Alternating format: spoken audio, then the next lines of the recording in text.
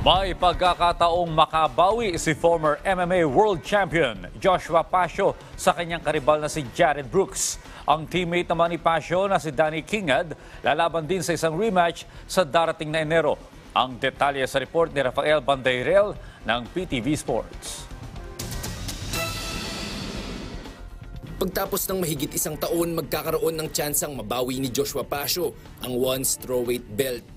Yan ay dahil muli niyang makakatapat si Jared Brooks ng Estados Unidos sa main event ng 166 sa unang araw ng Marso 2024 sa Lusail Sports Arena sa Qatar. Unang beses nagkaharap si Pasio at Brooks noong Disyembre 2022 sa Mall of Asia Arena. Dito nabitawan ni Pasio ang kanyang titulo via unanimous decision. Sa kanyang panayam sa The MMA Superfan YouTube channel ni Combat Sports Analyst Nisi Icasiano, sinabi ni Pasio na pinaghahandaan na niya ang bawat posibilidad at lahat ng estilo na maaaring gamitin ni Brooks. I'm fighting a guy na hindi lang smart, hindi lang malakas, mabunganga. So, I'm setting up again my mind, yung focus ko sa kanya, kung ano yung gagawin niya and kung ano yung hindi niya gagawin. And kung ano yung mga surprise attacks niya na possible na gagawin niya.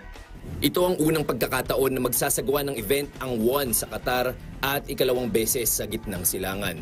Samantala, isang rematch din ang sasalangan ng teammate ni Pasio sa Lions Nation MMA na si Danny The King Kingad.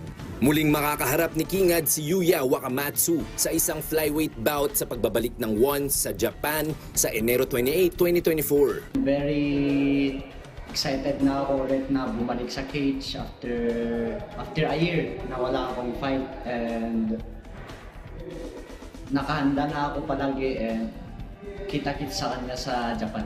Sa mga hindi nakakaalala, tinalo ni Kingad si Wakamatsu via unanimous decision sa ONE Conquest of Heroes noong September 2018. Rafael Bandairel, Rise and Shine, Pilipinas.